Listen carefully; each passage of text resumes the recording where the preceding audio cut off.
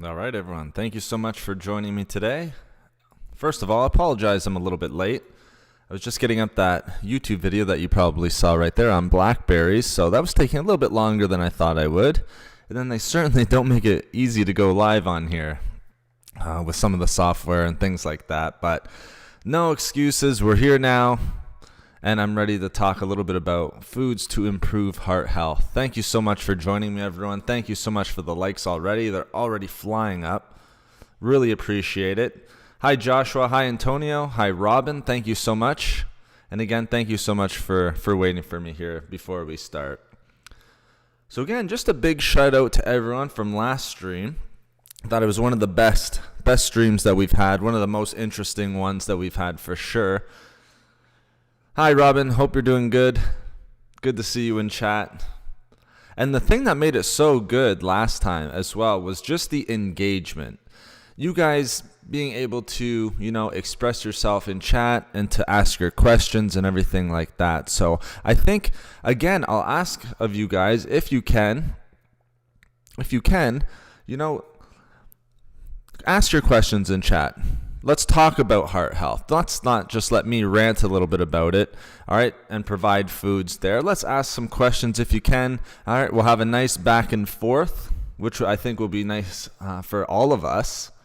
And then we can sort of have a nice discussion about it. But the engagement was absolutely incredible last stream. And same with the thumbs up. And you guys are already off to a fast start. We haven't even been in here for 2 minutes and you're already at 9 likes. So I very much appreciate it. Hi, Pamela, Joshua, Lynn from Qatar. Very cool. It'd be interesting to see where everyone else is from, where you're watching from.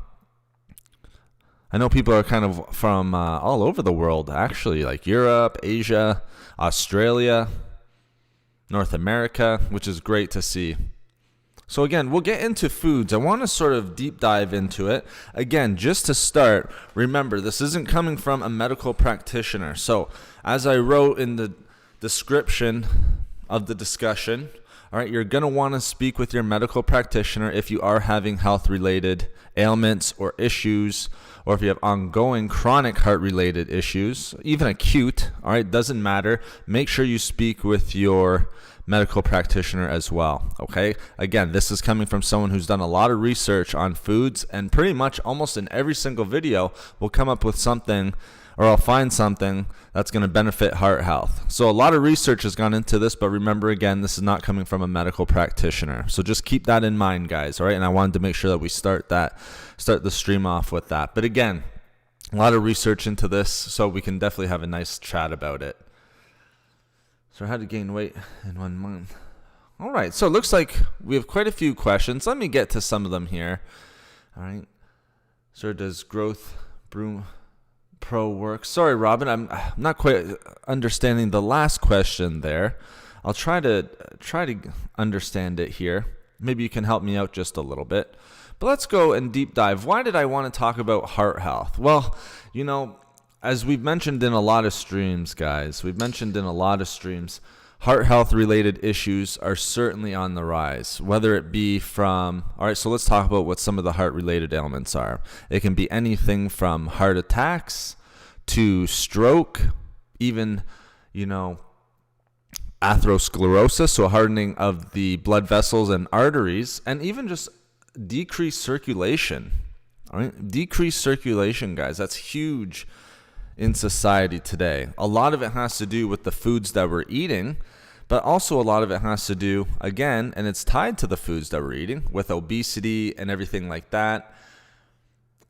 They don't call it the silent killer for no reason, and that's not to, put fear into anyone, but we want to make sure that we're paying attention to the foods that we're eating, and let's have a nice discussion on specifically foods that are great for the heart. All right, heart healthy foods. Now, we'll go over a bunch of them. Does that mean you have to add all of them, guys? Absolutely not. But if we can make little changes here, little changes there, maybe week by week, add one of them in, take some of that, unhealthy food out, we're going to put ourselves in a good position, all right, to get rid of, again, it's a chronic illness. It's one of those things that can really build up and lead over time. All right, where we're finding problems. But even in young people today, all right, you're finding heart health problems and issues and anything like that. Robin, a good one. Watch the dandelion tea video. All right, there's the dandelion tea and also especially the ashwagandha video that I just put up. The ashwagandha may be best for you. That seemed to be a good one for mood, anxiety, and everything like that. So let's get right into it, guys. I really wanted to make sure that we discuss this. This is a big one, and it's a big one for a lot of people. All right, it's something that we have to consider. The health of our heart. All right, more and more people are going through heart-related ailments. All right, heart disease. This is backed by one of the bigger studies that I've read. Take this into mind, guys. Take this into consideration as we're having this discussion and why we're starting the discussion on it today. All right, almost about 1/3 of the deaths worldwide have some sort of connection to heart disease. I will say that again. About 30% of worldwide deaths now are connected to heart disease or, something related to heart disease. All right, a heart disease related ailment. Again, we talked about stroke, heart attacks, things of that nature. All right. That's why we have to have this discussion. If we're not having this discussion, then we're really, really doing ourselves a disservice on just improving our overall health. So again, let's get into the foods, guys. I know it's Wednesday, but let's see if we can keep the engagement up and everything like that. I know a lot of you guys, are at work right now, which is fine, but still, we'll be able to put this up on YouTube. Let's keep it going here. Now, the first one, all right, that, we should probably talk about the lifestyle. This is what we did for detoxing. All right, we need to have some important things in place before we just jump right into the foods that are going to improve heart health. Again, this isn't to be judgmental. It's not to put anyone down. All right, it's just pretty much facts at this point. All right, facts and backed up by data and even my experiences just, doing consultations with people. But one thing that we have to get in order is obesity. All right, obesity is a big one. The types of foods that we're eating in particular, but again, obesity is really going to hamper, all right, the overall health of our heart, backed up by many studies again. Okay, so we can add all the foods that we want, healthy foods, but if we're eating in a calorie surplus and we're eating unhealthy and we're overweight or we're having an obesity problem, say we're having diabetes, all right, and things like that. Diabetes, type 2 diabetes, all right, is going to lead, all right, or at least increase the risk factor for heart disease. So we have to watch what we're eating. One of the lifestyles we have to try to make, one of the lifestyle changes, is trying to be fitter and healthier. It doesn't mean you have to be in perfect shape.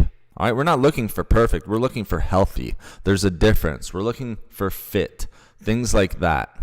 All right, again, it's not six-pack. All right, it's healthy bodies. Healthy body equal healthy mind. All right, so we need to make sure that if we are obese, maybe we're trying to drop a few pounds. Again, that's going to come with some of these foods that we're increasing and adding to our diet. So one of the big ones is obesity, guys. Another big one is just going to be movement. All right, remember, it's recommended, all right, and it doesn't have to be super intense movement or exercise, working out, whatever you want to call it. I call it movement because you can just go out for nice, pleasant walks. You can go for a hike. Now that it's getting a little bit warmer, just go for a nice, pleasant walk.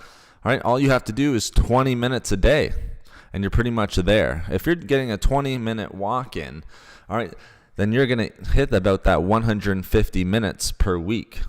So again, we got to be a little bit active as well. All right, that's going to improve heart health. All right, so adding in certain foods, making sure, all right, we're watching our weight because, guys, that's a big factor in this. All right, and again, that's backed up by numerous studies. All right, we have to watch our weight. All right, make sure we're not obese. Add in these foods, but we also need some movement to help improve overall heart health. And again, that's not to be judgmental, but I want to make sure you guys get the full story. If I'm coming on here and I'm saying add avocados, but we're 80 pounds overweight, 60 pounds overweight, those avocados are not going to improve heart health.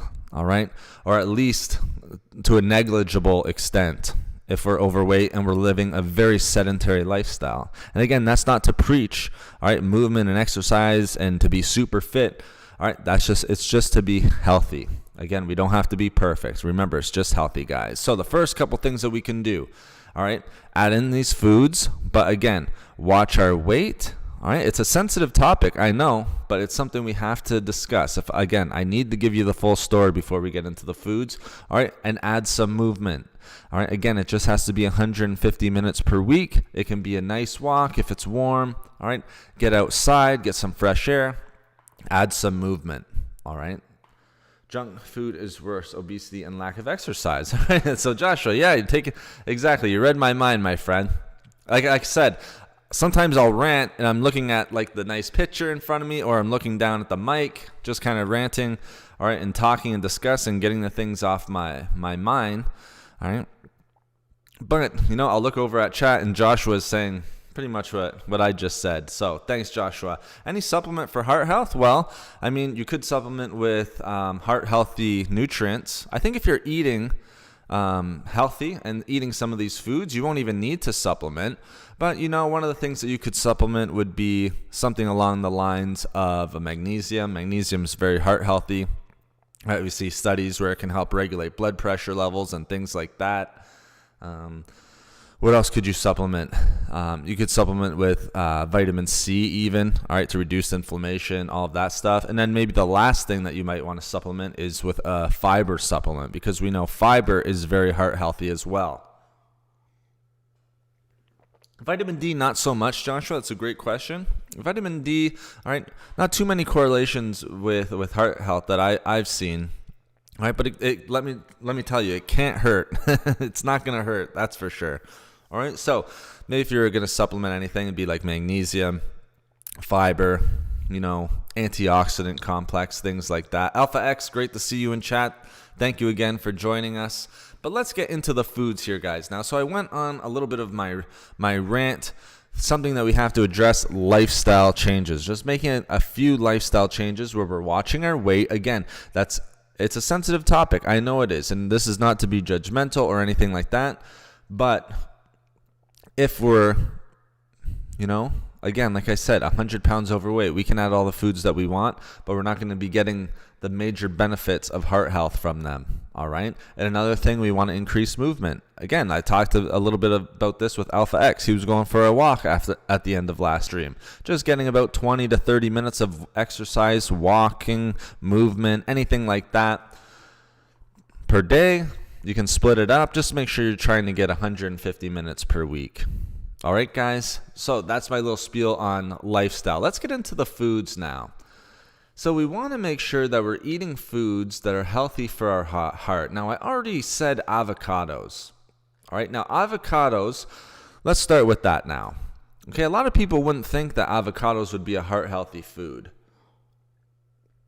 or at least not right off the bat.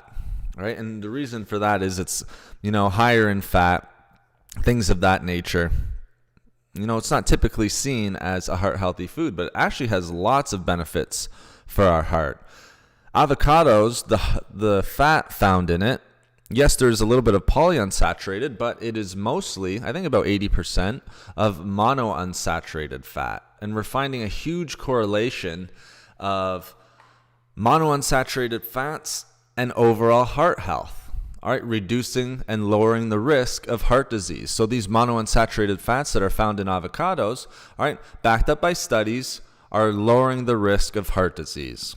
Now, again, it's lowering the risk. Does that mean if you eat avocados, you're guaranteed not to get heart disease or any heart ailments? No, but we're lowering the risk, and that's the whole point of this discussion. All right, so I think avocados are one of the best sources of heart-healthy monounsaturated fats. Okay, so what else does it do? How is it lowering the risk of heart disease? Well, for one, there's been studies that it's going to reduce bad LDL cholesterol. All right, and that's huge. Cholesterol levels are at an all-time high. All right, cholesterol is a huge issue, especially as we get older. Blood pressure seems to be, dropping. All right, younger people are even having issues with blood pressure. All right, but just by adding, a moderate amount of avocados into your diet, you're going to be reducing bad LDL cholesterol. And the studies show that even just a little bit can make a significant impact of lowering heart disease. All right, which is excellent. All right, so avocados is a great one. Again, another good thing about avocados, very high, a great source of fiber, but even more, it has heart-healthy nutrients. We talked a little bit about magnesium. Another heart-healthy nutrient would be potassium. I talk about this all the time in my videos. All right, potassium is an excellent heart-healthy nutrient. Magnesium, potassium, fiber, those are probably the big ones off the top of my head. Now, what potassium and magnesium do, especially potassium, all right, it can help regulate blood pressure levels. All right, and there's an interesting study, all right, with potassium and regulating and actually decreasing blood pressure levels. All right. Not only can it help lower blood pressure levels, but with that comes a decrease in risk of stroke. All right, which is, again, you guys can still hear me.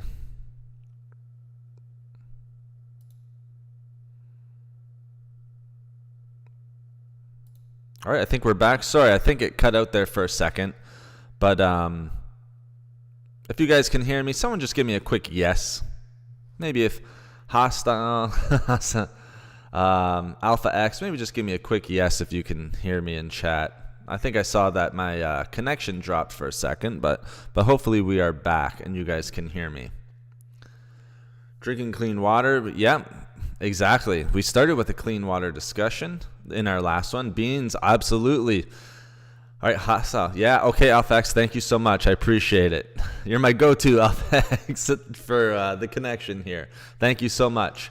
Your picture is almost alkaline diet. Yeah, absolutely. And beans and legumes, hostile is going to be like one of the ones that we talk about. So don't worry, we'll get into all of those. All right, but keep them coming, guys. Keep them coming. Fish, nuts, seeds, all that type of stuff. We will get into it. But I just want to go through each one. Pamela, thank you very much. Thank you guys for letting me know. I just want to make sure you guys can hear me and I don't rant and you guys miss something. So we know that avocados can help with heart health. All right, it's not one of the ones maybe people would think of first, but monounsaturated fats, we are finding that they have a huge impact and a great impact, a positive impact on heart health. Just keep it in moderation because we don't want to go too high in calories. If we're doing that, we're going to be in a surplus, weight gain, all that different stuff. All right, so avocados would be the first one. Now, we had beans come up. Beans are an excellent one. Beans are... You know, I would prefer to say black beans. It doesn't matter what type of beans it is, all right? But most of my research has been on black beans, all right? Most of them has been on black beans. So, you know, again, it can be kidney beans, chickpeas, things like that, all right? Those are all going to be heart healthy, all right? Now, why are beans, all right, and legumes and things like that so heart healthy? If we're trying to decrease the risk of heart disease, improve overall heart health, then beans are incredibly important. Sorry, Alpha X, I'm not quite sure which part you missed. I'll try to repeat as best I can. But I was just kind of summing up avocados with the monounsaturated fat, its ability to lower cholesterol levels, especially bad LDL cholesterol. Even a moderate amount of avocado is going to have a significant decrease in cholesterol. It can lower blood pressure. And with that lowering and regulating of blood pressure because of its high potassium levels, all right, you're also going to get a fairly significant decrease in the risk of stroke. All right, so that was my sort of spiel on avocados. So let's go into the next one here, guys. The next one is going to be, we were talking about beans, all right? And someone brought up legumes and things like that, beans, in chat, which is great. Hopefully it's not lagging here.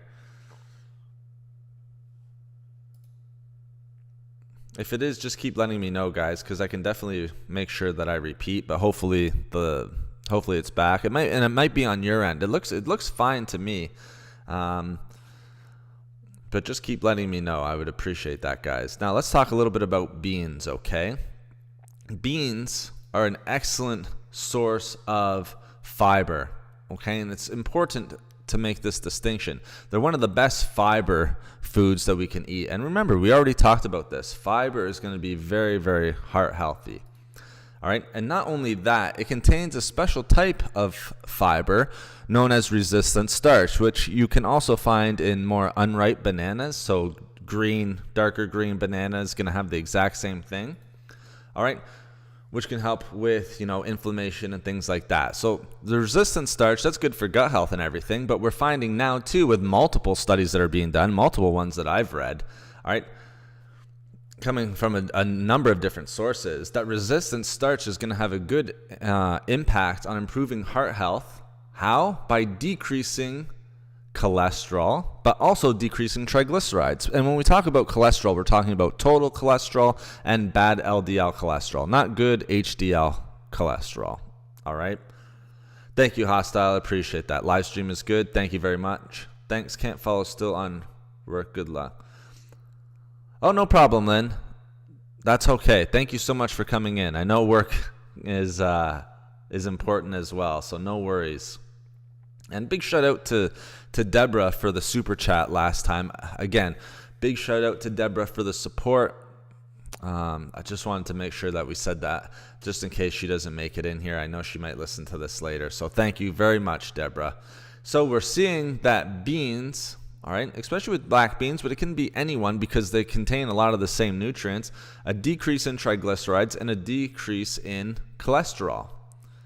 All right, especially we're talking about bad LDL cholesterol. And again, this can be black beans, kidney beans, pinto beans, doesn't matter. I think one of the studies showed too that I read was on pinto beans, and it showed how pinto beans can reduce bad LDL cholesterol, which is great. That's something that we definitely want to be doing. All right, because bad LDL cholesterol, and once that starts to oxidize, that's when we really run into a lot of heart issues.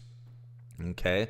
Now, another nice thing with beans, it's kind of like the total overall package when it comes to heart health. So we talked a little bit about its fiber, its resistant starch, its ability to lower blood triglycerides and also bad LDL cholesterol, prevent bad LDL cholesterol oxidation.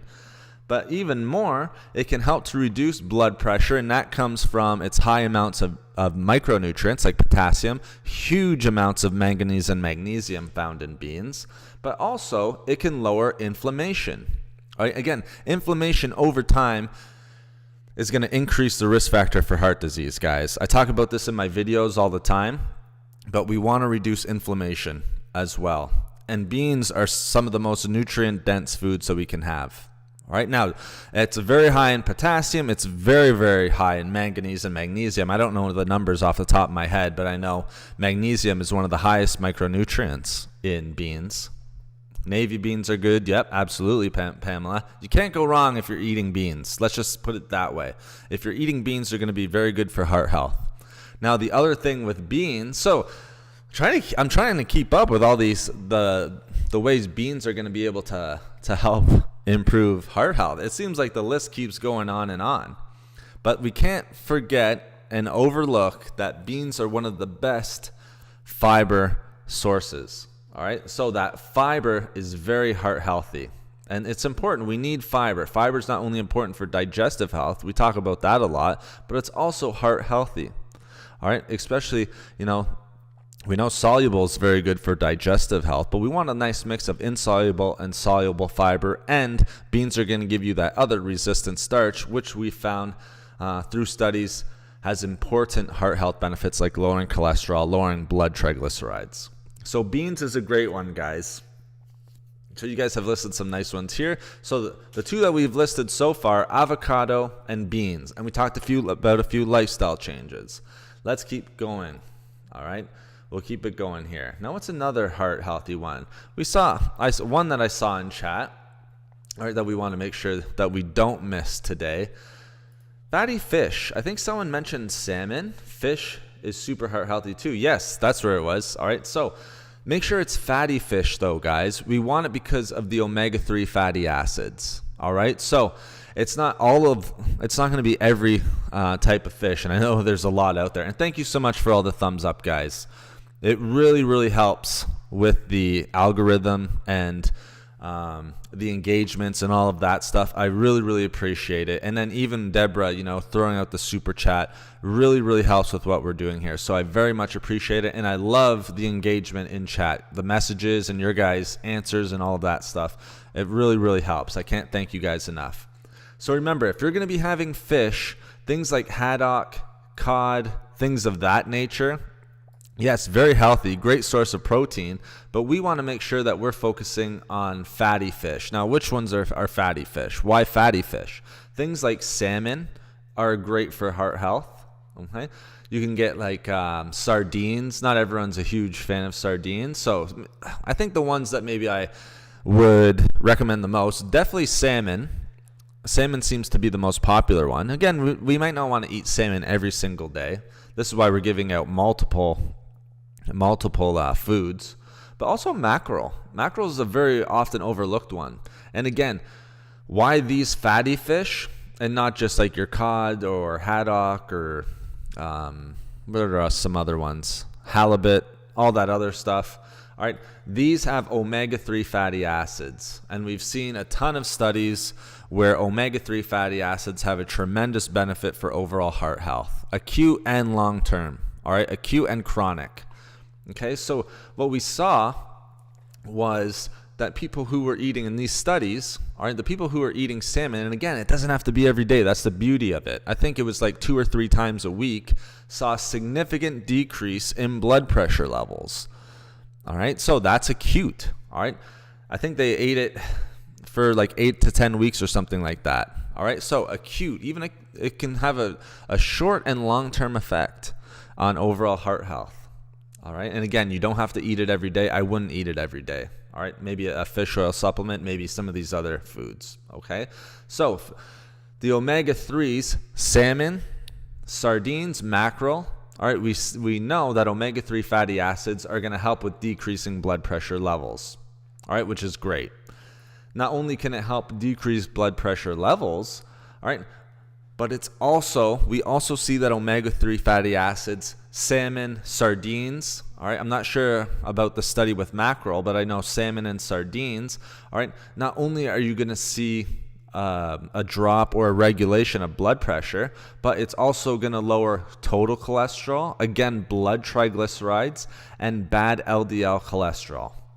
All right, that's what these omega-3s can do for us. That's why I said last time why omega-3, or in one of the streams, I think it was like 5 foods that I would add to your diet today. That's why omega-3s is in there. Very underrated. Omega-3s, sometimes it's hard to find and get them into our diet unless we're supplementing with them.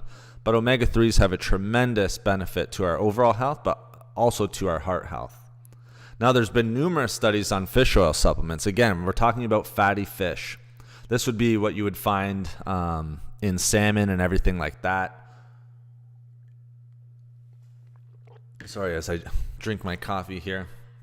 Fish oil supplements, again, tons of omega-3 fatty acids, which is great. We have omega-3 fatty acids, but what did fish oil supplement? So again, getting these omega-3 fatty acids. A reduction in blood triglycerides, which is great. An increase so this is a little bit different now, an increase in improvement in the health of our arteries, all right, the hardening of our arteries, all right, the heart not having to work as hard. Okay, so again, if it's starting to harden, then you're going to run into the risk of atherosclerosis, so hardening of the arteries, hardening of the blood vessels, which we don't want, and again, a decrease in blood pressure. So fatty fish oil supplements, things like that, great for overall heart health, guys. All right, and again, you don't have to eat salmon every single day. All right, again, the studies were showing 3 times a week. Now, again, if you want omega-3s, again, you can eat salmon, you can eat mackerel, you can eat sardines if you're up for it and you like sardines, but you can also eat walnuts and things like that. And there's omega-3 supplements which you can add into your diet. But we also know by the studies, all right, you don't have to have it every day to see the heart health improvements. And again, that's acute and chronic, short and long-term heart health improvements. So make sure you're getting those omega-3s, guys. I can't understate it enough or overstate enough. All right. Now, I haven't seen a message in chat in a while. Is chat still good? Can people still leave messages in chat. There we go. Oh, thank you very much, Hassan. Right as soon as I asked that, you're making a nice comment about the quality of the audio. I appreciate that. Thank you very much. I'm glad that it's coming in through and we're not choppy or anything like that, and it's nice and clear for you. That's the goal. So make sure you get thanks, and I appreciate that, Hassan. Thank you so much. I'm glad that people can still hear me and you can still engage. That's what it's all about, the engagement. Thank you for all the thumbs up. Every time I look, it's going up and up. Really appreciate it.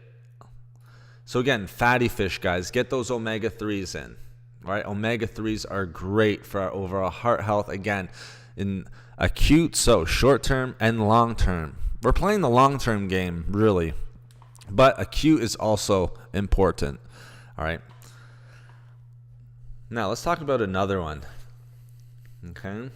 I don't want to go too much into the food umbrella. A lot of people will do what I call, throw a bunch of foods like dark leafy green vegetables and say all dark leafy green vegetables are good for heart health. I want to give you specific foods that are going to help improve overall heart health. All right? I don't just want to say dark leafy green vegetables. So let's talk a little bit about things like broccoli.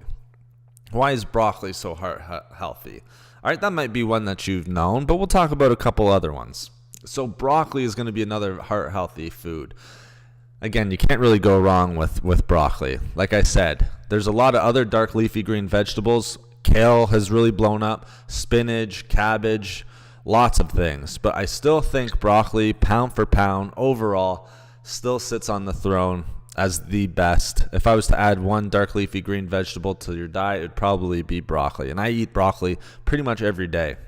And raw, if you enjoy it, I enjoy it raw. I'm kind of lucky. Lightly steamed is fine too, guys. Don't be afraid to steam. A lot of people will say, well, steaming will take all the nutrients out of it. Just lightly steam it or add it into recipes and you're good to go.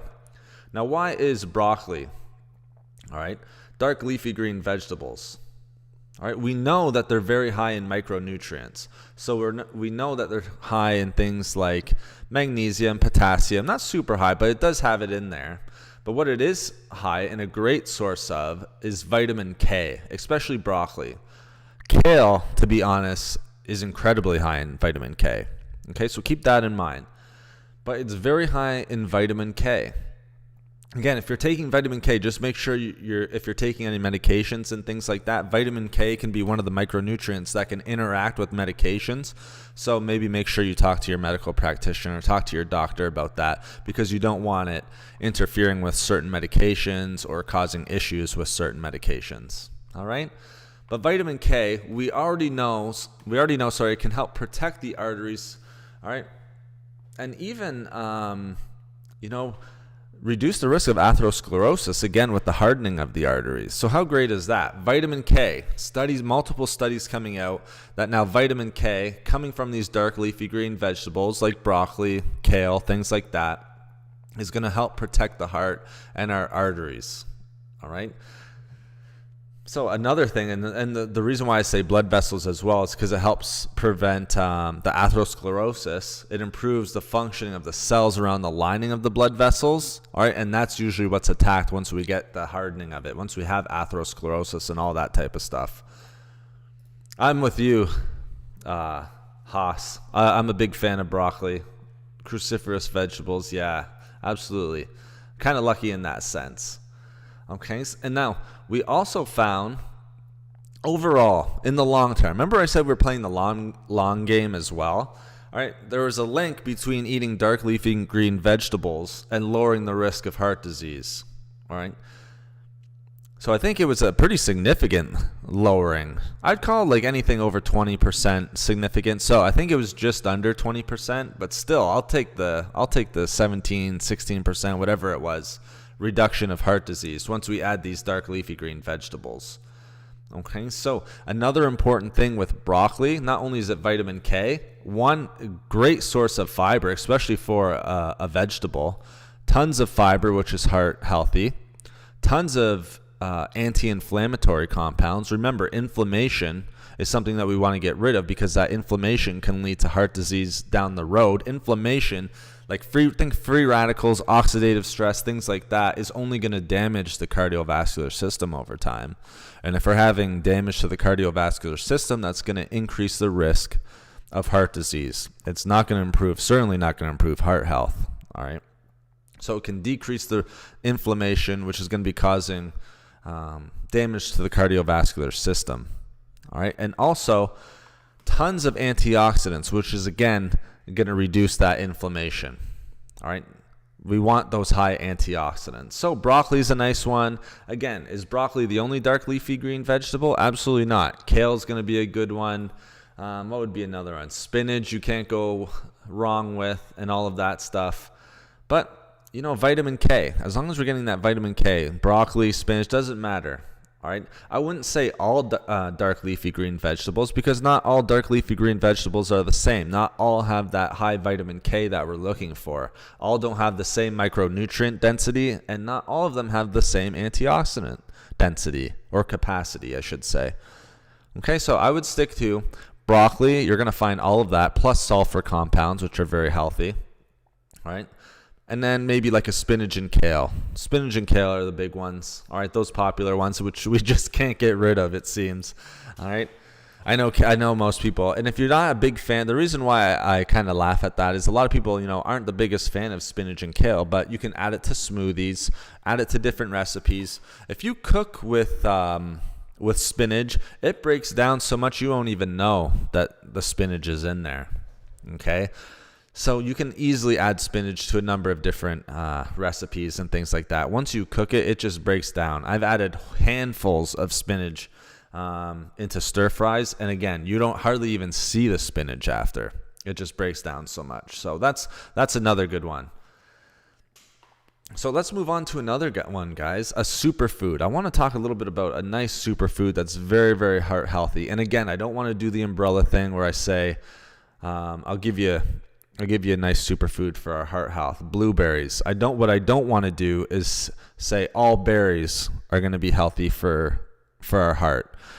Is it true? Well, some of them will give you heart health benefits, but not all of them, and not all in the same way. Blueberries are at the top of the list. The video that I did on blackberries today, that would be at the top of the list. All right, blueberries, strawberries, blackberries, probably the top of the list. I might be forgetting one. Yes, raspberries. Those are probably the 4. But blueberries you cannot go wrong with. Why?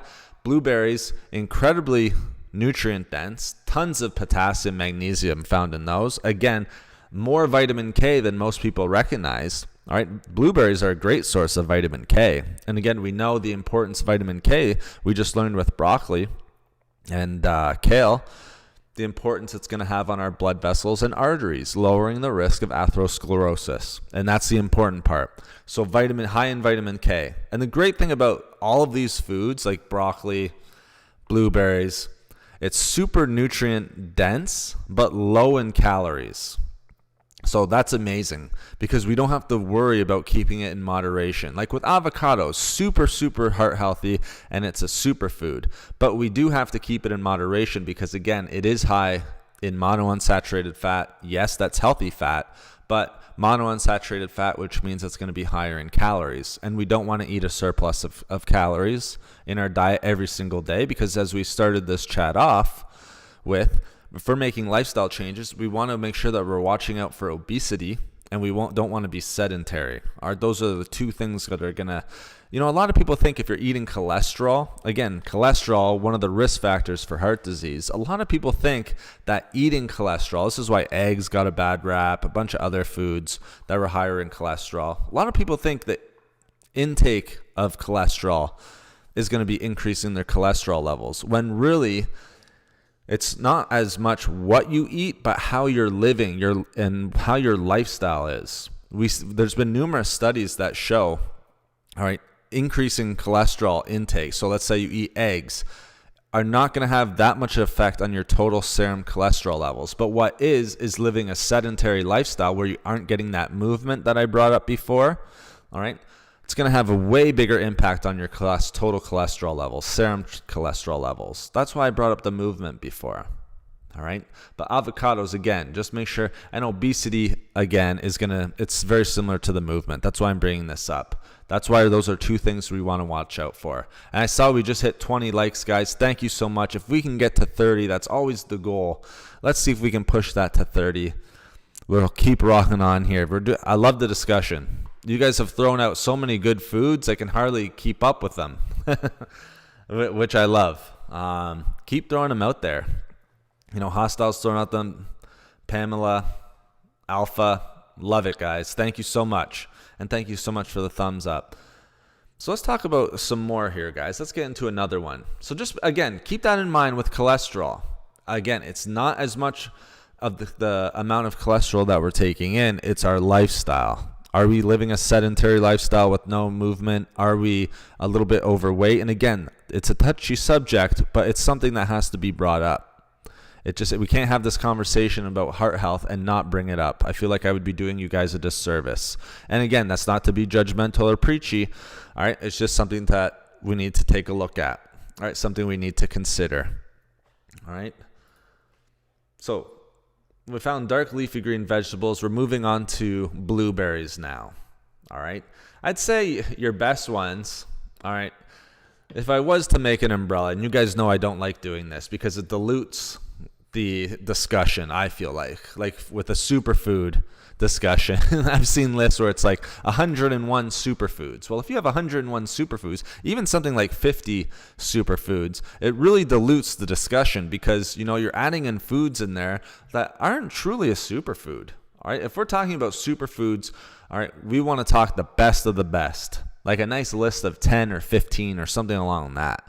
We don't want to dilute. But if I was to create a little bit of umbrella for heart-healthy berries, guys, blueberries has to be at the top of the list. Blueberries is probably your best bet, and we'll talk about why. But another good bet is strawberries, blackberries, and raspberries. But let's talk a little bit about the blueberries again.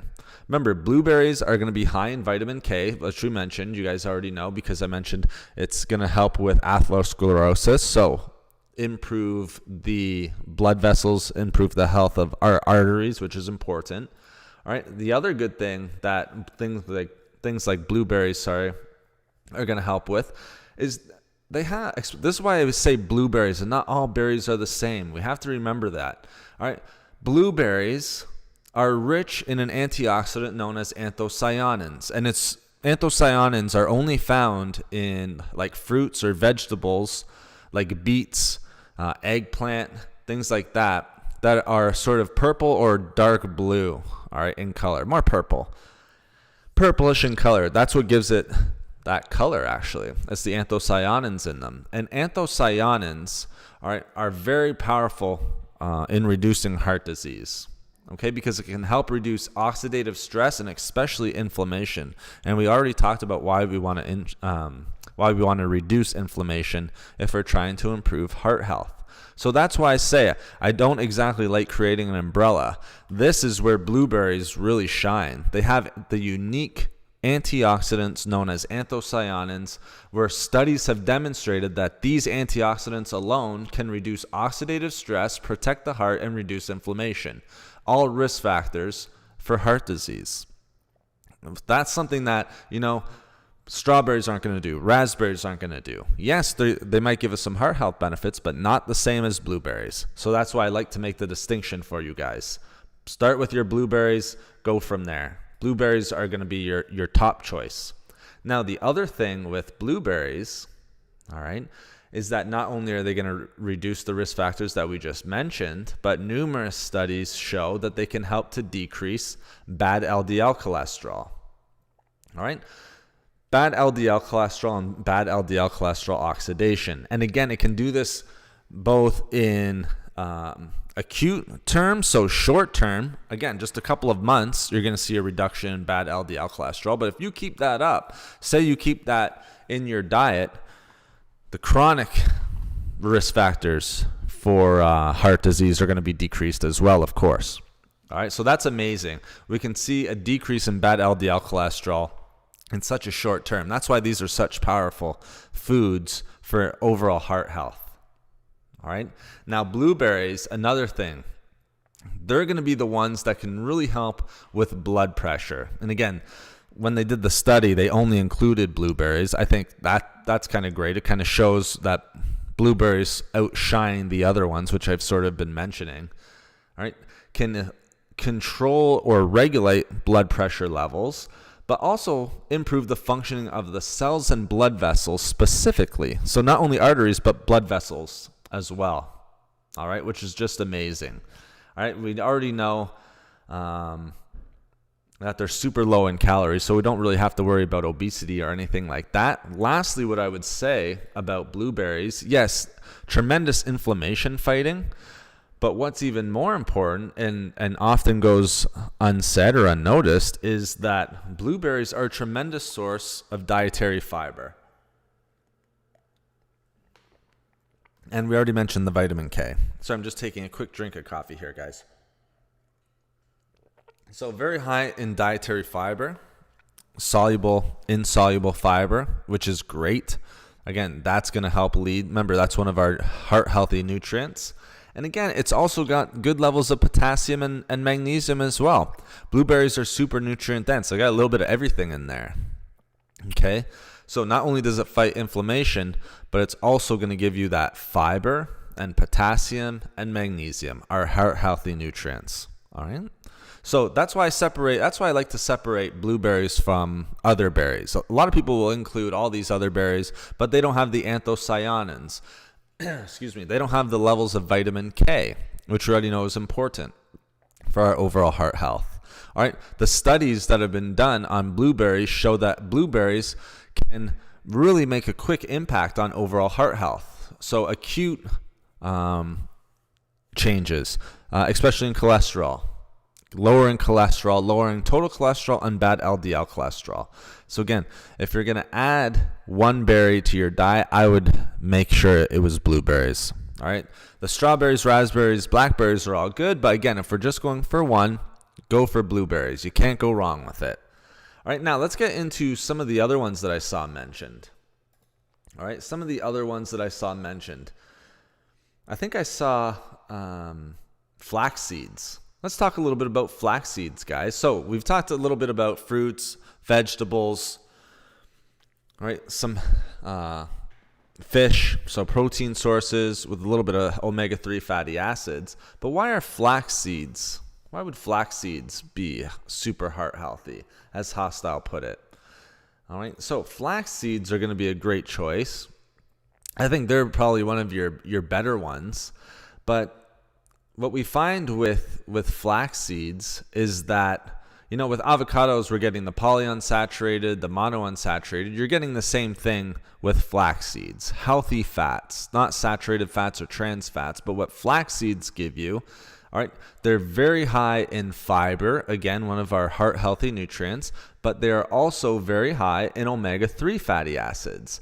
All right, they're one of the only nuts, maybe walnuts being the other, all right, nuts and seeds that are going to have omega-3 fatty acids. So you can throw walnuts in there, but I would go for the flax seeds, all right, because it's going to help with inflammation and all that other stuff as well. All right, and we see in studies, because flaxseed, since it's so heart healthy, we've seen flaxseed studied for heart health. We saw in these studies that it's going to help to lower total cholesterol levels and especially that bad LDL cholesterol again. Remember, guys, when we're talking about heart health, we don't necessarily want to be lowering or decreasing HDL cholesterol. That's the good cholesterol. All right, keeping that at good levels. But we do see that flaxseed can lower LDL cholesterol, total cholesterol. All right, so it's very important. And it's a nice, healthy fat source. Remember, you're getting a little bit of the monounsaturated fats, which we've already talked about and we already know is healthy for our heart. But even more importantly is you're getting omega-3 fatty acids. All right, and fiber. Fiber would be the other big one. All right, fiber and omega-3 fatty acids, which are found in flax seeds. All right, and the other nice thing about flax seeds is that they're super nutrient dense. So why do I bring that up? They're super nutrient dense, so that means you don't have to eat them in large amounts. Okay? When I eat flax seeds, I usually tend to eat less or about 10 grams of fat in each serving. All right, I'll usually go grounded flax seeds and add it to a smoothie, add it to oatmeal, things like that, and then and eat it that way. I don't want to overdo it because, again, I don't want to be eating a surplus of calories. So, and since it's so nutrient dense and so high in omega-3 fatty acids and so high in fiber, I don't have to overdo it on my portion or serving size. I can eat flax seeds, a couple tablespoons. That's it. 2 tablespoons and I am good to go. All right. So that's all we really need to say about flax seeds. I saw someone mention it. Yes, flax seeds, very heart healthy. If I was going to recommend one seed, all right, it would probably be, especially for heart health, it would probably be flax seeds. If I was going to mention one nut, all right, I'd probably go walnuts. All right. Walnuts, very heart healthy. All right. One of the healthy. Let's talk about walnuts for a second. All right. Walnuts would probably, we just talked a little bit about a seed. Let's give a nut here. Let's go walnuts. All right. Now, there's a reason why I say walnuts, even just coming off the top of my head, just from researching walnuts and everything like that. Usually, if I was to give one nut to maybe add to your diet, I would choose almonds. But when it comes to overall improved heart health, I probably would put walnuts ahead of almonds. And here's why. Walnuts, a great source of micronutrients, which is important. Again, we want those micronutrients, but it's really high in the micronutrients that are going to be helpful for overall heart health. We've talked about these a little bit again. All right. An amazing source of fiber and an amazing source of magnesium and manganese. And we already know the importance of fiber and magnesium and manganese when it comes to overall heart health. Okay, some of the highest out of any nuts or even seeds that you're going to find. It's just such a great source of those micronutrients and even fiber. That's why if I'm going to have walnuts, I only usually eat 5 or 6 because they're filling for me. And again, you want to keep them in moderation just because of calories and things of that nature. So, great source of fiber, very heart healthy, and great source of magnesium and manganese. All right. So we also find in the studies that walnuts are going to be able to help protect against heart disease. So lower risk factors for heart disease. Walnuts are a good one, guys. I would write that down. If you're going to add any sort of nut and seeds, flax seeds, maybe your most important, but the other important one is for nuts is going to be walnuts. All right. So we see in the studies that, again, even short-term, acute, all right, eating walnuts is going to reduce bad LDL cholesterol. All right. Not only that, it's going to lower and regulate blood pressure. So this is everything walnuts can do. All right. It's full of healthy heart healthy micronutrients, fiber, magnesium, manganese, even copper to a degree. All right, and it's going to lower the risk factors and protect against heart disease because, one, it's going to reduce bad LDL cholesterol to almost a significant extent, which is amazing. Not only that, but it's also going to lower blood pressure levels, decrease oxidative stress and inflammation. All of the things that we've already been saying, guys. So it's kind of like a heart-healthy superfood in its own right. If we're going to just distinguish superfoods, all right, on their own just so that they can improve heart health, walnuts is probably going to be up there. And this is why I'm going to put it up over almonds, when usually I would suggest almonds if I was going to say maybe add one food, say if it was a nut or seed to your diet. Almonds usually I would go with, but walnuts and heart health, all right, I'll probably go with walnuts on that. So decrease oxidative stress, decrease inflammation, which is amazing. All right.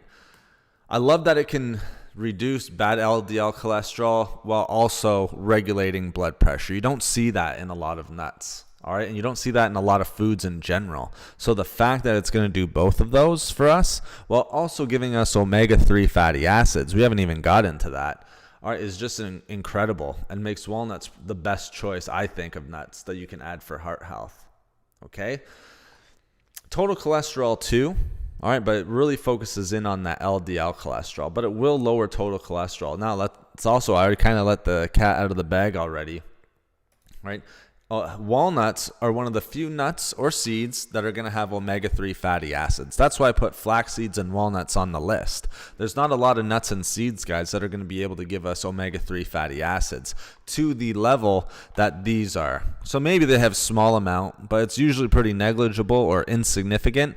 Walnuts and flax seeds are actually quite high in omega-3 fatty acids. All right, and omega-3 fatty acids, just like when we talked about salmon, we talked about sardines, fatty fish oil supplements, super healthy for our heart. All right, and then that's what we want to be focusing on.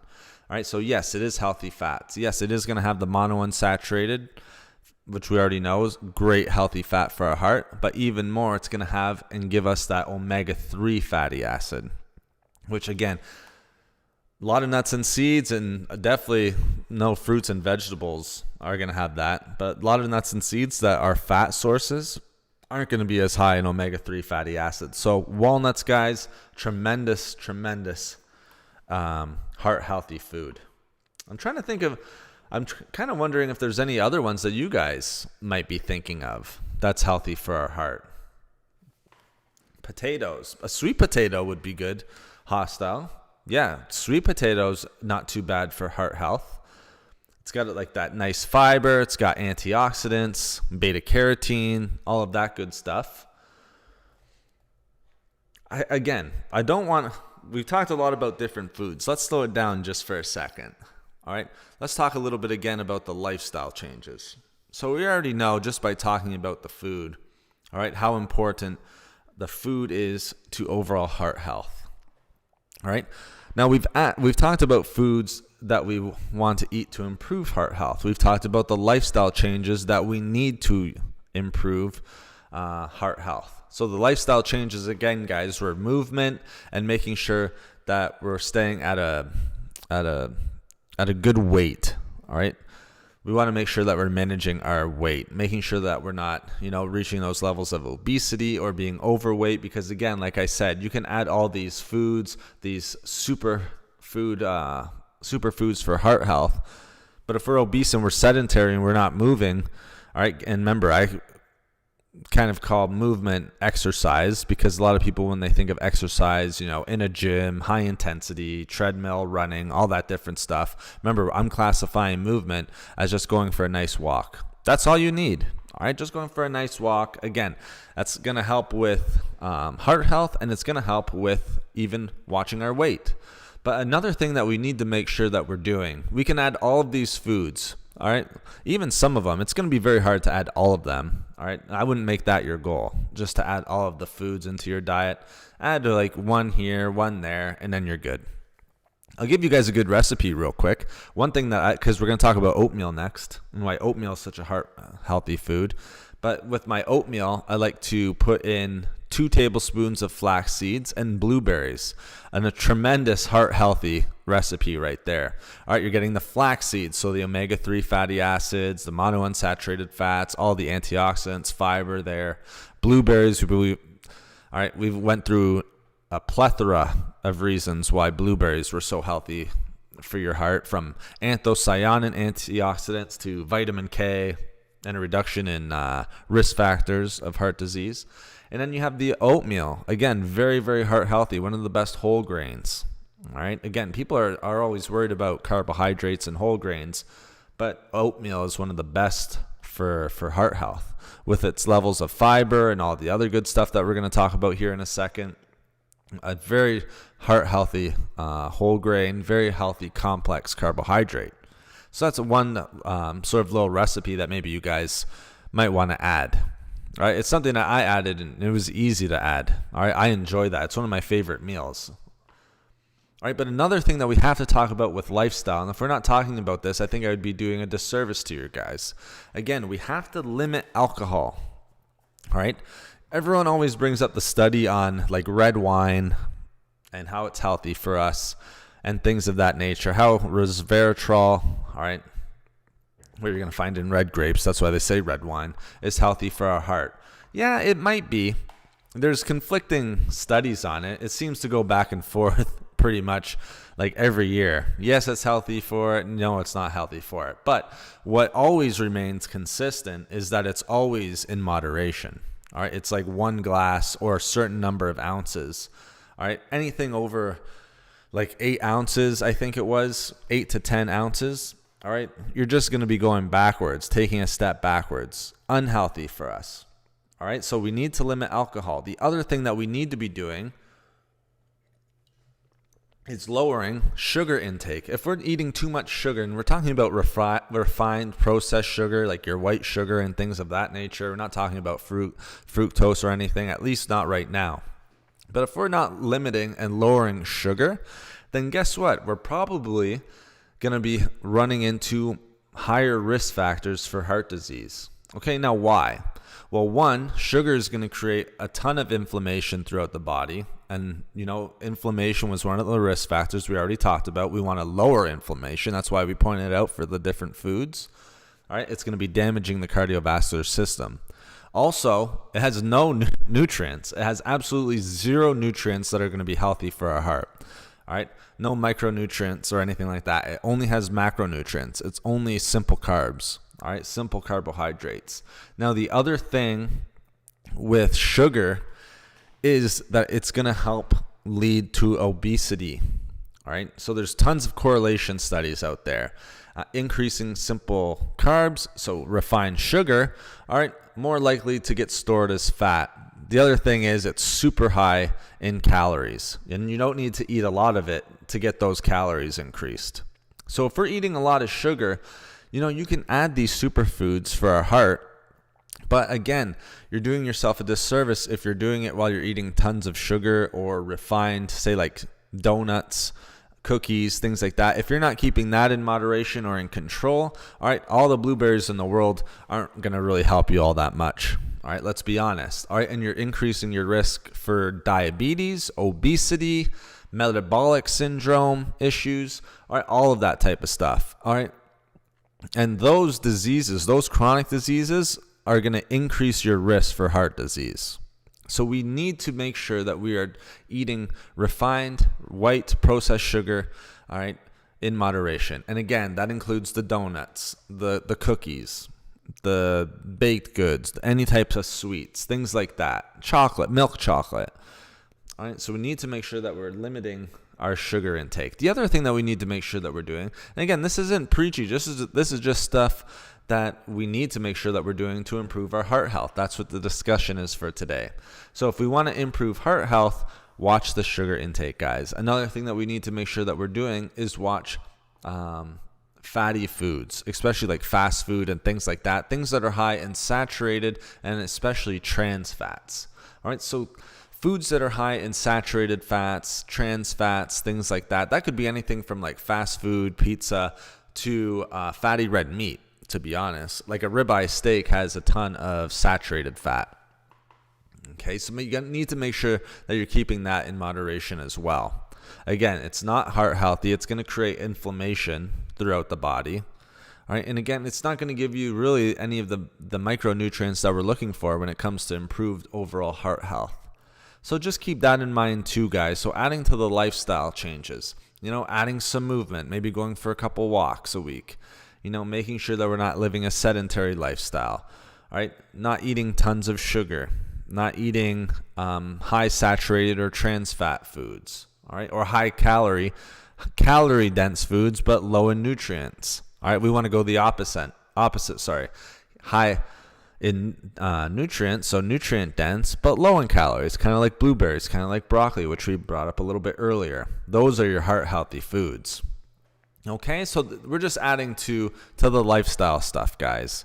I think that's an important thing to make sure that we're adding, because remember, the high-calorie fast food is, again, going to be promoting obesity, diabetes, all of that stuff, which is just going to increase the risk of heart disease. Okay, so it has to be said. I know it's a touchy subject sometimes, but again, like I mentioned many times in this discussion, all right, I don't want to be doing you guys a disservice.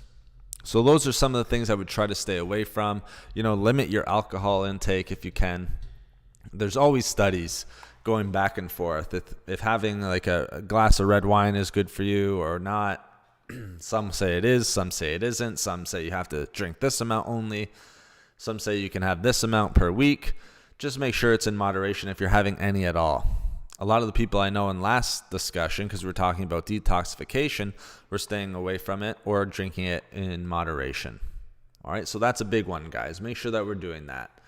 All right, so let's talk about a couple other ones here. And again, if you guys have any, make sure you throw them out. All right. Now, I said I would go with walnuts over almonds. So does that mean that almonds don't have any heart health benefits? Absolutely not. Almonds are actually very nice for heart health. One, because they're high in monounsaturated fats. What they don't have, though, is the omega-3s, which walnuts do. And a couple of the studies show it didn't have as big of an effect on cholesterol and blood pressure reduction and even oxidative stress. But it's still going to help with those. It's just not going to be as prevalent as walnuts are. So that's why I would put walnuts on the list. But again, if you're an almond fan, it doesn't mean that we can't eat almonds. Super high in nutrients, all right? Super high in monounsaturated fats, which we were talking about with avocados. Very heart healthy. We see from numerous studies. And not only monounsaturated fats, but also fiber. And those are, you guys keep hearing me talk about monounsaturated fats and fiber. It can't go unsaid that those are two of the most important nutrients, all right? And I'd add potassium and magnesium to the list, but, starting with monounsaturated fats and fiber is not a bad idea when you're talking about nutrients that can protect against heart disease risk factors, all right? So your cholesterol, your blood pressure, things of that nature, inflammation even, all right? Now, another nice thing, like with almonds, sort of with similar to walnuts, is it can lower bad LDL cholesterol. Again, and it can do it fairly quickly. Like within a few weeks, all right, you can start to see a reduction. But you have to make sure, guys, whenever I'm talking about these studies and things like that, yeah, you can add almonds, but if you're not changing your other foods in your diet, say you're eating high sugary foods or fatty foods or lots of alcohol, things of that nature, you're not going to see the reduction. You're not going to see the improvement in cholesterol. All right, so just keep that in mind also. So yes, it can help lower bad LDL cholesterol and also decrease total cholesterol, which is quite interesting. All right, and then also one last one I would kind of say for almonds is it's going to really, just like walnuts too. So I'm saying this for almonds, but walnuts do this also. It can reduce plaque buildup in the arteries. So again, reducing the risk of atherosclerosis. And again, what is atherosclerosis? It's just the hardening of the blood vessels, hardening of the arteries, which again can lead to stroke down the road, potential heart attacks, things like that. Things we want to stay away from. All right, heart disease, all the things like we're talking about today that we want to stay away from if we want to improve our heart health. Okay, guys? So like I said, walnuts I would recommend, but it doesn't mean that I wouldn't add almonds to the list also. All right, so almonds can be a good one. I do like chia seeds. I think flax seeds are a little bit better. We don't need to go too much into chia seeds, but there's definitely at least two more that I want to get into. All right? One of them is a fat, all right? And it's not necessarily, I wouldn't start with this fat. I kind of like, it's a good one for heart health. It's a great one for heart health, and I'll tell you why. I think it's fairly high in monounsaturated fats, all right, and antioxidants, which are very important for heart health. But it's going to be olive oil. We'll talk about olive oil a little bit. All right, so heart healthy, yes.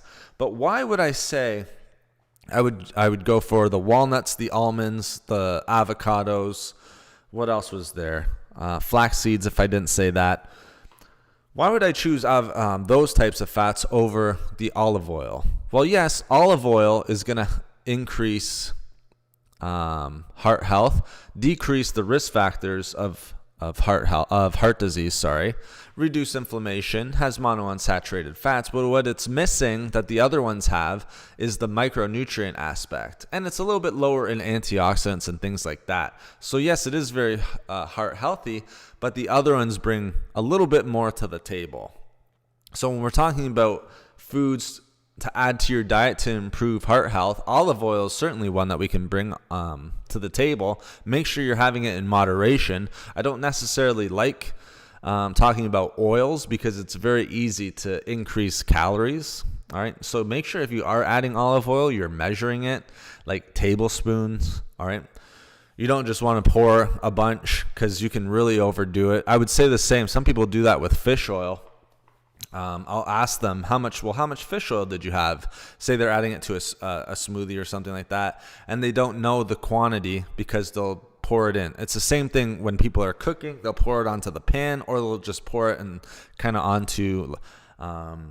onto the recipes and stuff like that, and they're not knowing how much they're getting in there. Okay, so make sure you're keeping it in moderation. Measure it out. That's probably the easiest way of doing it.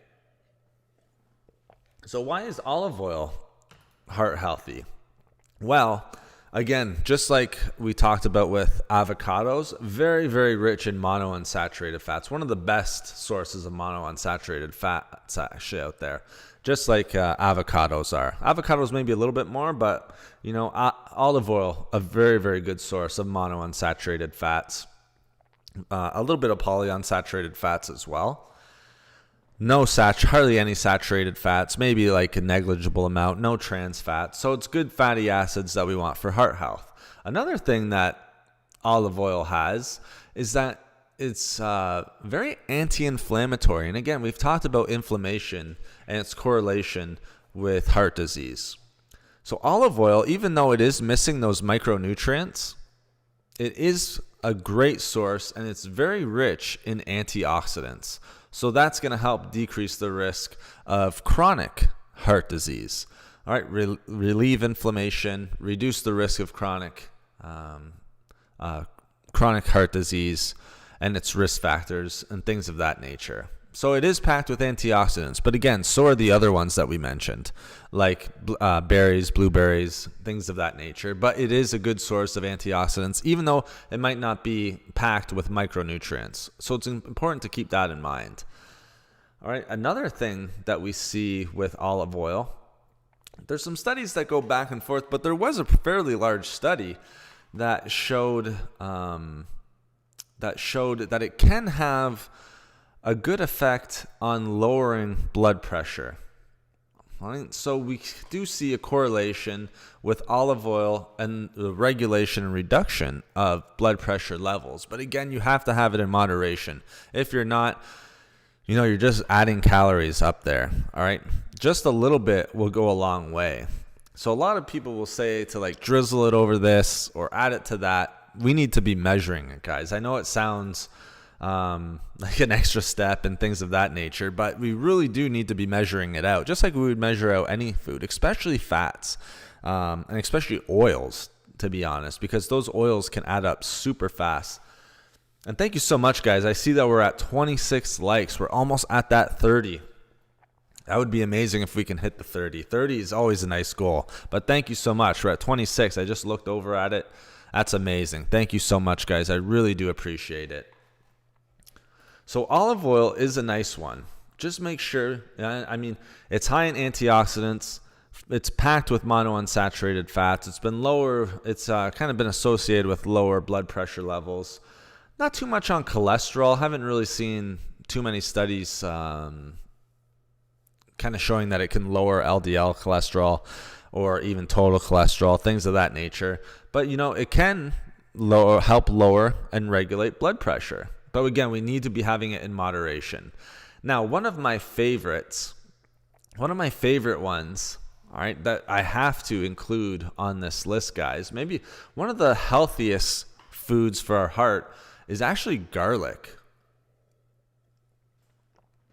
It's often forgotten, but garlic is one of the most heart healthy foods out there, and you don't need to eat it in large amounts. Okay, garlic. It has that nice compound allicin, which is amazing. But let's talk a little bit about why garlic is so important for overall heart health. Number one, very, very low in calories, so that's what we like, and very nutrient dense, which we love. All right, so it's a nutrient dense food that's low in calories. That's the type of foods that we want. We don't want the fast food that's, super high in calories but low in micronutrients. So very high in micronutrients, low in calories. Great. All right. We don't have to worry about eating too much. We can eat that garlic and enjoy it. not worry about calories. The other nice thing is that there's been numerous studies that garlic is very, very effective at reducing blood pressure, which is amazing. Studies that show that garlic, even a small amount, and you can, I like to kind of add it to recipes and things like that. They're showing that like raw garlic can do this, but even garlic supplements will do it as well. I know like garlic extracts are really, really popular because a lot of people don't like raw garlic. But both actually had very similar outcomes when it came to reducing blood pressure.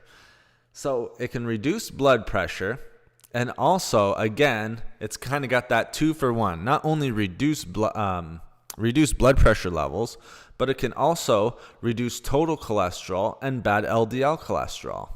All right, kind of regulate those. And there's been numerous studies showing its benefits when it comes to cholesterol and its benefits of reducing total cholesterol and bad LDL cholesterol and reducing the risk of bad LDL cholesterol oxidation. All right, so that's not just like 1 or 2 studies that show that. There's like tens that I was shown, all right, or able to see. All right, so that's pretty amazing. So we know that garlic is a great source of lowering total cholesterol and bad LDL cholesterol. All right, it's been very well studied. That's why I say it's so heart healthy and can't be overlooked, and why I have to include it in this list. All right, so we know that it's tons of micronutrients, low in calories, awesome. All right, we don't have to worry about calories when we're eating it. All right, it can significantly reduce and regulate blood pressure, and it can lower cholesterol levels, bad LDL cholesterol, total cholesterol. Amazing. Now, not only that, but it can also reduce plaque buildup, all right, which is awesome because that's going to give you your benefits when it comes to blood vessels, arteries, things of that nature. Again, we've already mentioned atherosclerosis quite a bit. All right, but can do all of that. And the best thing is we don't even have to eat it in large amounts or every day. If you are going to eat it, like say if it's raw garlic, if you crush it or chop it up or whatever it is, they always say to kind of let it sit for a few minutes and then eat it. I would kind of go that route, guys, because everywhere that I read it, I think it kind of helps with the allicin. It's major bioactive compound. It kind of helps the formation of that, which will kind of help you maximize the benefits or allow you to enjoy the benefits of it even more. So, it says that, but even if you're just eating it, like adding it to a recipe, you're going to get these heart benefits no matter what.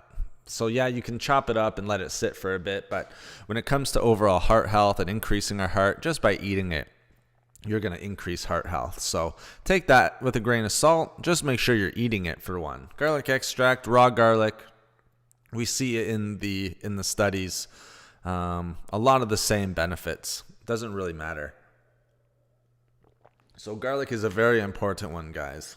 Okay, so make sure, if you're thinking about adding garlic or improving heart health, garlic might be one of the ones for you. I love garlic.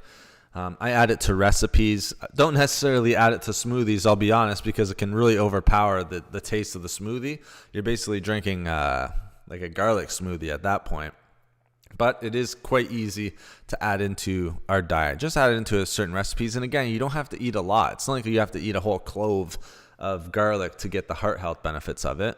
Chop a little bit of it up, eat it regularly, so on a consistent basis. Right, and that doesn't mean every day, just a couple times a week. And then you're going to get the heart health benefits of it. So garlic is a great one. Now, another nice one that I kind of like to throw in there is green tea. Okay, so green tea is a nice one because I know there's a lot of green tea drinkers who come into the channel, watch the videos and all of that stuff. So green tea is a nice one for overall heart health. We can't let that one go. All right, I think green tea is an important one. And it's much different from all the other ones that we've talked about. We've talked about fruits, vegetables, whole grains, fat sources, seeds, nuts, all of that stuff. This is our first tea, our first kind of drink that we've really been talking about.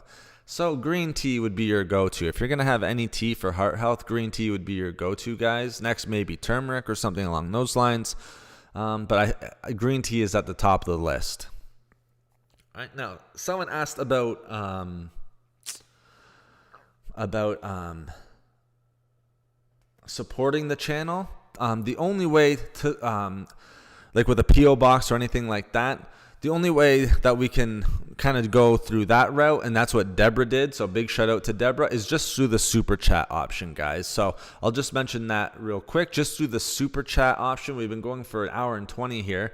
If you feel like supporting the channel, the super chat option is the only way to do that. I'll never have like a P.O. box or anything of that nature. I wouldn't expect you guys to give anything that way, but just the super chat, more than enough. And big shout out to Deborah, who was able to do that last time. All right, and we'll leave it there. So thank you guys for the support. I appreciate it. So again, green tea. Why is green tea so healthy for our heart? Well, it has tons of antioxidants, which again is always important. And I see we're at 27 thumbs up. Thank you so much, guys. We're almost at that goal. So it's super high in antioxidants, and antioxidants are going to be important really for heart health, but for most chronic diseases or infections and things of that nature. All right. It's very high in a rare antioxidant called catechins. All right. But also very high in polyphenols. And we know that these two types of antioxidants, all right, can reduce inflammation. And we talked a ton about the importance of reducing inflammation when it comes to overall heart health. We want to reduce inflammation so that we're not having damage to the cardiovascular system. If that happens, you're only increasing your risk of heart disease, chronic heart disease risk factors.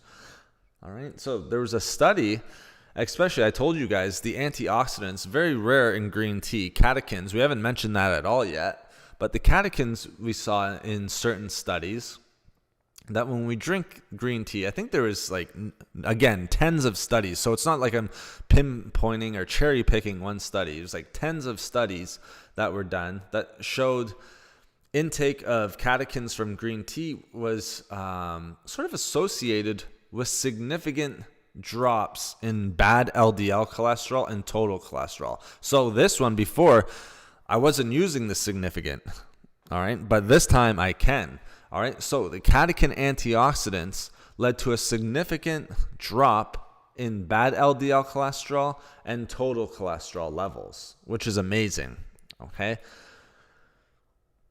Not only that, we aren't just lowering cholesterol levels, but we also know, and we've seen big studies show this too, that green tea can help to lower blood pressure.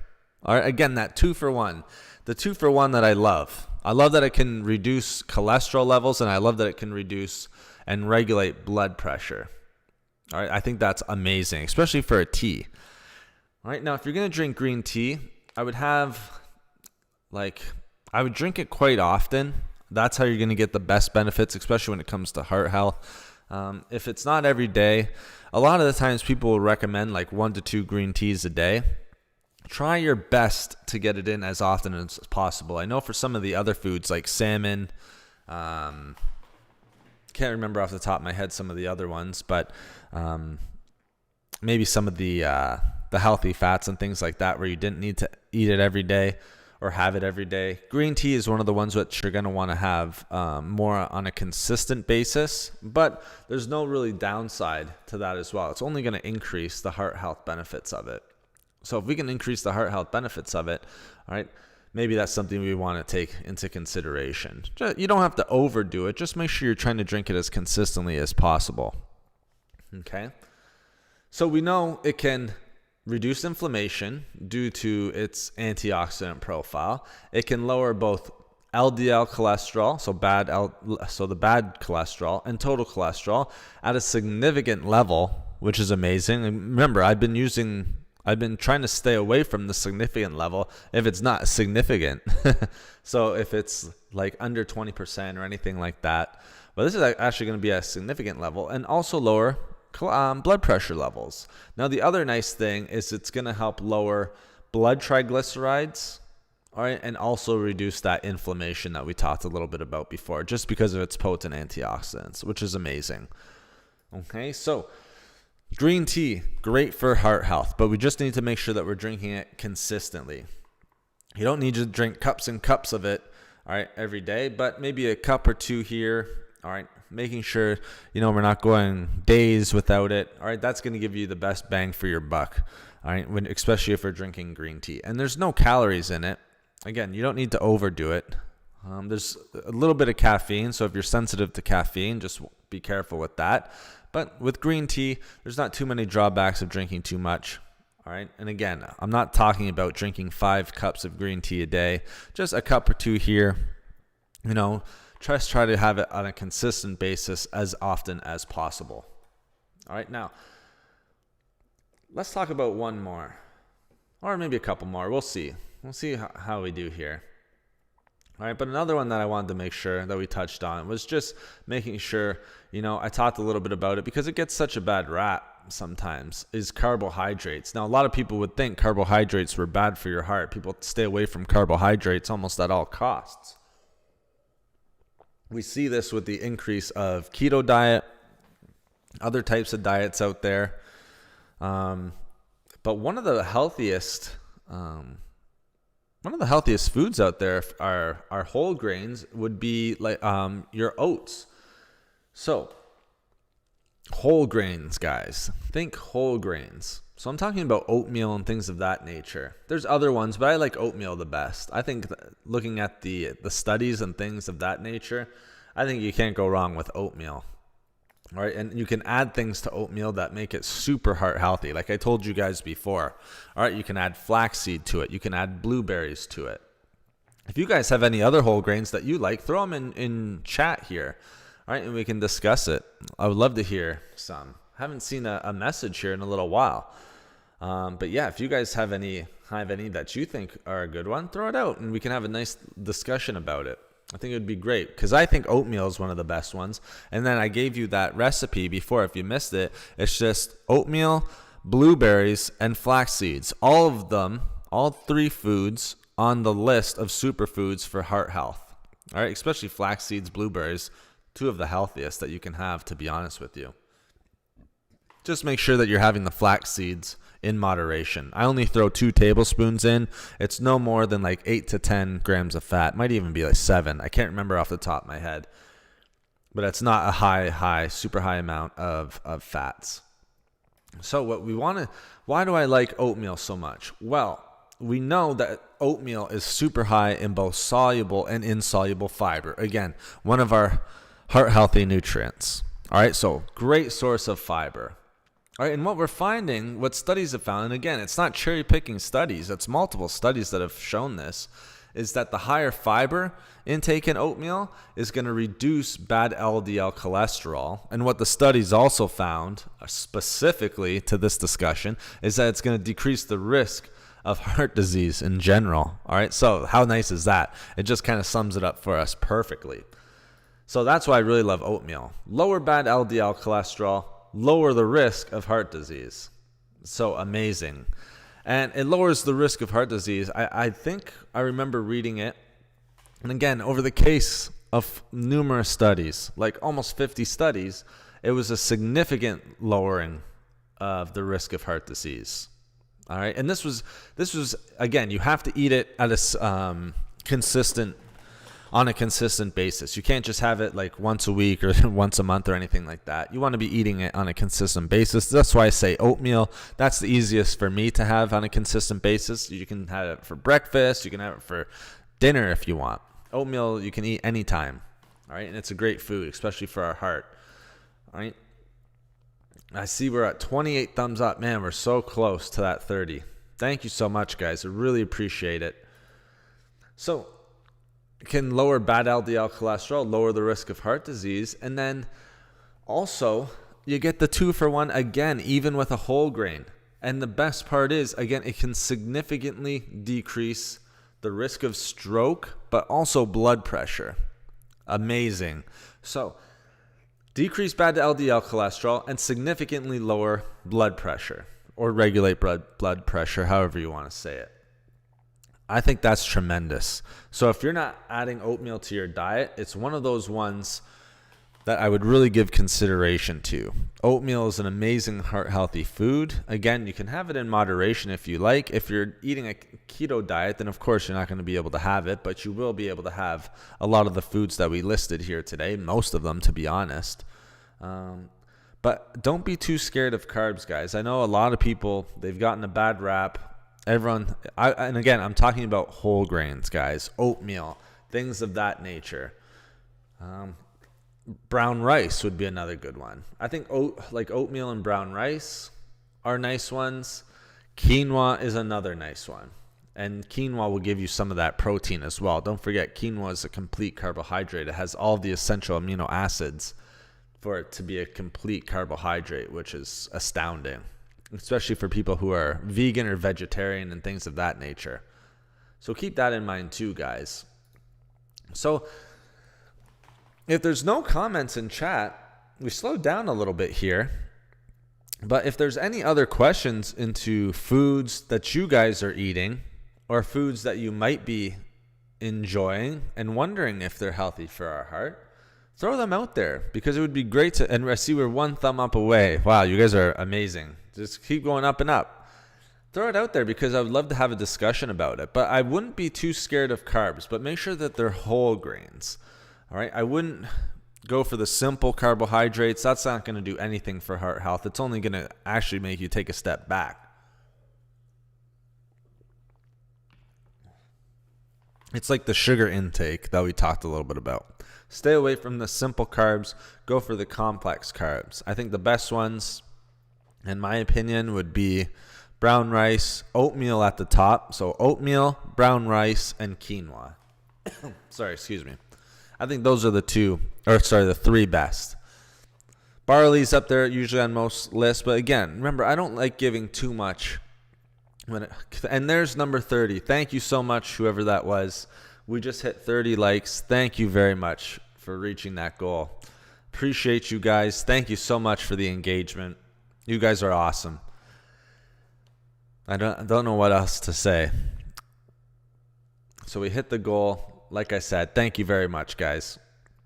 But again, don't be too scared of carbs or carbohydrates. Again, if you're on a keto diet, you're going to stay away from those types of foods. But if you're going to enjoy carbohydrates, you can't go wrong with oatmeal. You can't go wrong with quinoa. Some people will throw barley, but as I was saying just before I said the 30 thumbs up, I don't like to overdo it on whole grains or berries or create a huge umbrella or everything like that. So I wouldn't necessarily, I think I would just stick to those three. Okay, you can add this, add that, but again, it's just diluting the discussion. Stick to your oatmeal, your brown rice, your quinoa, and then I think you're doing fine. To do a bypass, doctor said.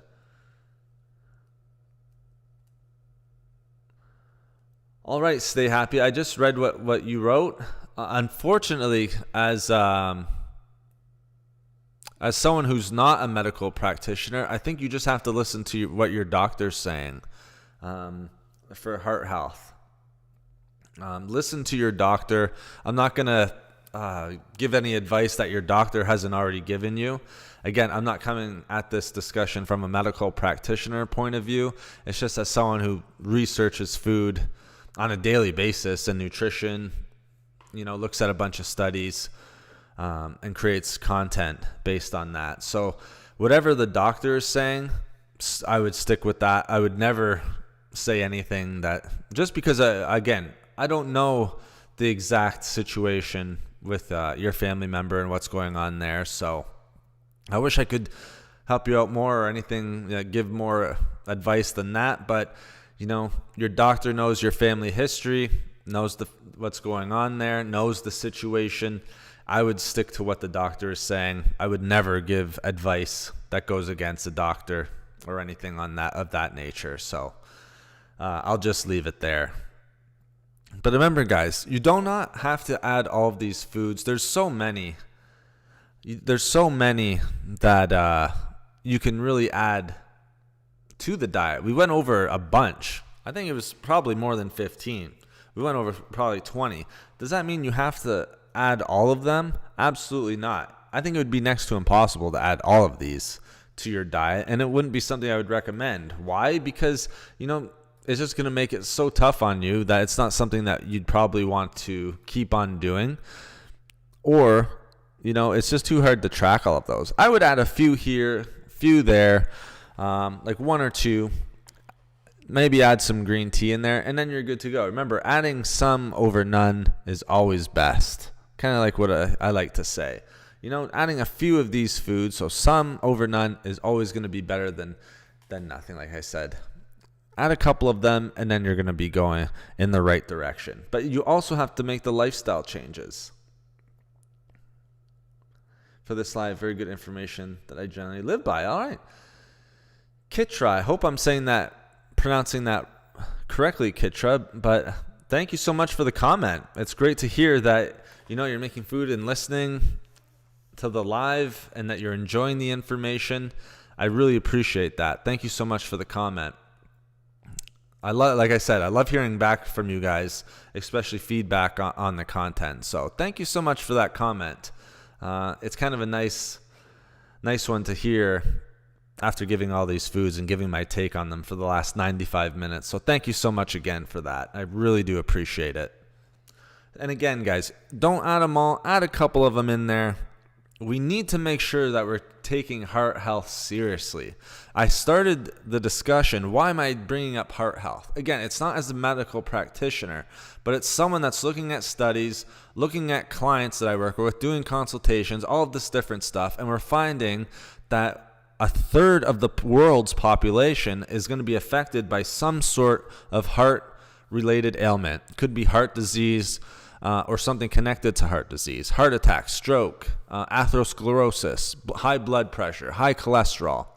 A ton of us on this earth are going to be affected by negative effects of heart health. And just a lot of it can be, I would say fixed, but a lot of it can kind of be turned around or improved through diet and through the lifestyle changes that we mentioned today.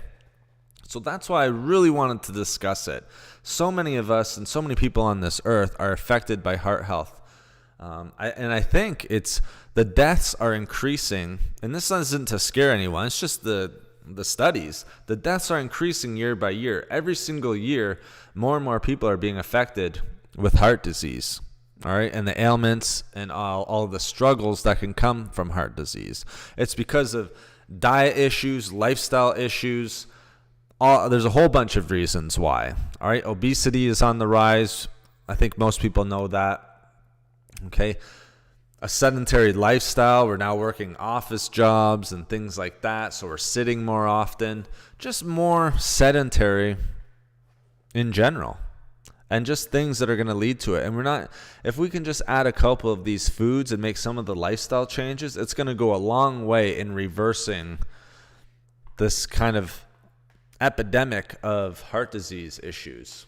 All right, we want to reverse it. It's one of my goals is to help reverse it through information, through these discussions. You guys threw so many good foods out there. It's amazing. Kitra's listening as she's making her lunch, and she's living by a lot of this information that's being given out. So obviously she's moving in the right direction. But I think it's awesome, guys. Thank you so much. We hit that 30 like goal. That's what we were shooting for last time. We hit it right on the dot. If someone can break that record, that'd be amazing. Get that 31. I think 30 is our record here. But again, take it day by day. If I know that weight is always a sensitive subject, but it's something that has to be said. If I didn't say it, then I'd be doing a disservice to you guys, because we see the studies where there's a correlation between the two.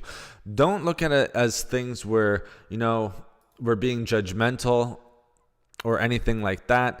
Just look at it as the facts that are being said. All right. Try to eat as healthy as possible. Try to get as much movement in as possible.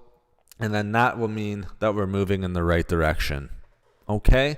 So I really enjoyed this stream. It's hard to believe that it's a Wednesday. There were so many of you that came in, so many thumbs up, so many comments in the chat here.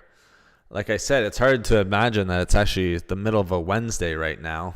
And I had a ton of fun. And like always, we'll come back on Sunday with another interesting topic. We'll talk about that, and we'll keep it going. Like I said, we've been going for an hour and 40 minutes, I think, about right now. So thank you so much for supporting the channel. Again, YouTube's kind of an odd thing sometimes, just with the algorithm and all that stuff. That's why I really appreciate the support. I appreciate the thumbs up. I appreciate you guys watching and listening. And I just enjoy having these chats with you and being able to connect on a one-on-one basis rather than just through comments and things like that on the videos. I see 31 right now. Oh, okay. You see 31. I see 30 for some reason. I can't see the 31. But if it's at 31 right now, Kitra, that's awesome. Thank you for pointing that out to me. It kind of makes my day right now. So thank you for pointing that out. For some reason, I see 30. I don't know what happened. But if we're at 31 again, thanks so much, guys. I appreciate it. Looks like we set a new record once again. You guys are awesome. Love the community. We have a really strong community here. I have to say, and after 8 years of making these videos, you know, that's the big goal. We've been going for over 100 minutes right now. I'm proud to say my lunch ingredients all come from home. Oh, nice. For the first time. Very cool, Kitra. Yeah, last year was my first time with a home garden, and we were eating a bunch from it. So congratulations on being able to kind of feed yourself. Everything coming from the home garden. Very nice, especially so early. That's amazing to hear. But thank you so much, guys. I have to say, like I said, we're here every Sunday, every Wednesday. Haven't missed one yet in months. So we're just going to keep rolling along and keep having these great discussions. I think that we get a lot, at least I get a lot out of them. I hope you guys are too. And like I said, we've been going for over an hour and 40 minutes. So the fact that we can have a discussion on improving heart health for an hour and 40 minutes, and I can discuss that, you know, hopefully you guys can see that I'm quite passionate about it, and I'm glad that you guys were able to get a lot out of it. So very happy with how today's chat went. Thank you so much for the support, guys. You're, you know, one of the best communities, I have to say, out there. Very supportive. Just reading your comments, reading everything in chat. It's always enjoyable for me to come on here. So let's end it here, guys. I will be back on Sunday again, like I said, with another interesting topic we'll discuss. And then we'll just keep on rolling. And remember, don't have to add all of these foods at once. Just add a couple at a time and you're good to go. So everyone stay healthy, stay safe. I will talk to you guys one-on-one on Sunday. But again, remember, the daily videos, I put a BlackBerry video that I thought was very interesting out today. So if you want to watch that, you can see that. It's already up on the channel. But on Sunday, I will talk with you guys live once again, and I'm very much looking forward to that discussion. So everyone stay safe, stay healthy, and I will talk to you again on